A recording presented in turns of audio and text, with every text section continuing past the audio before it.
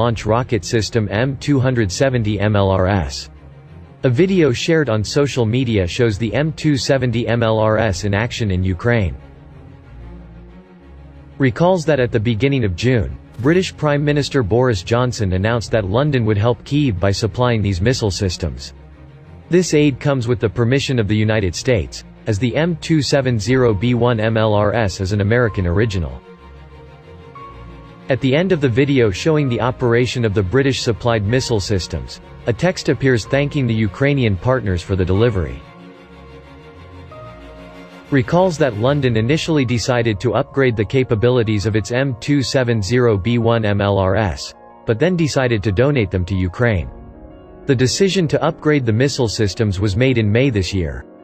The UK has a total of 42 M270A1 units that had to be upgraded to the M270A2 version by the end of 2026.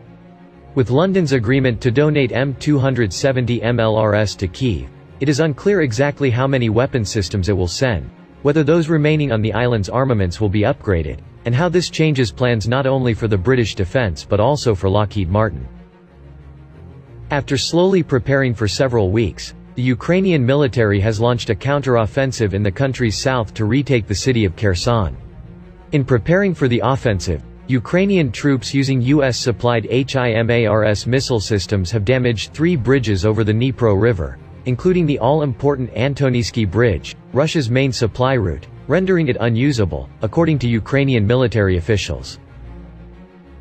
The bridge was then closed to civilian traffic by the Russian proxy government and forced the Russian military to begin using a ferry service.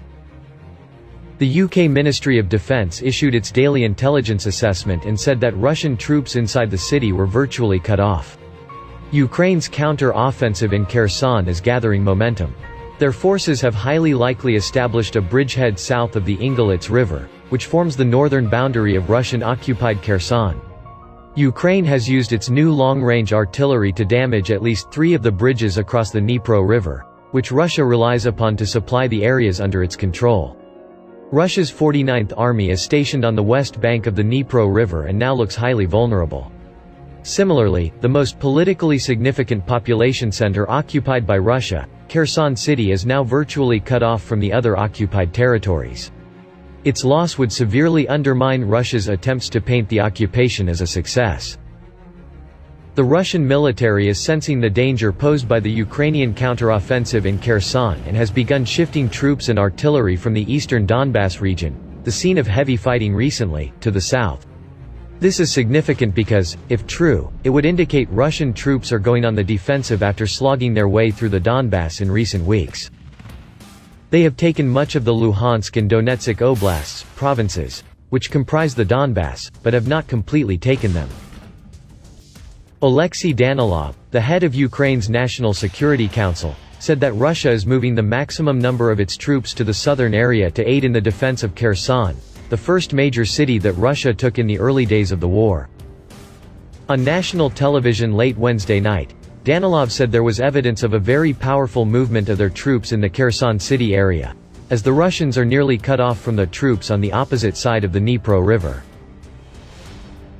Ukrainian President Volodymyr Zelensky posted on the Telegram channel app, "We will not give up. We will not give up. We will not be intimidated," he wrote after Russia unleashed a fusillade of missile attacks across the country. "We will not give up. We will not be intimidated. Ukraine is an independent, free, indivisible state.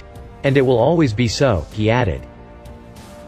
According to Energatom, Ukraine's nuclear power company, Russian troops are using nuclear power plants as ammunition warehouses due to Ukraine targeting Russian command and control centers and especially ammunition depots.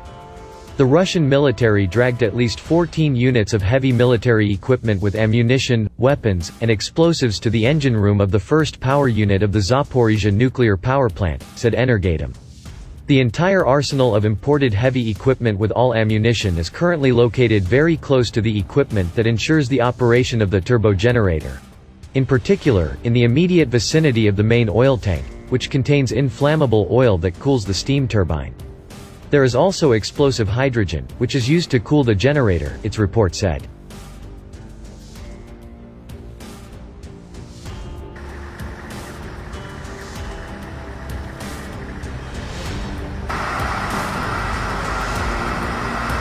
by the range, then we'll just get back on column. And that route right there takes us into that one.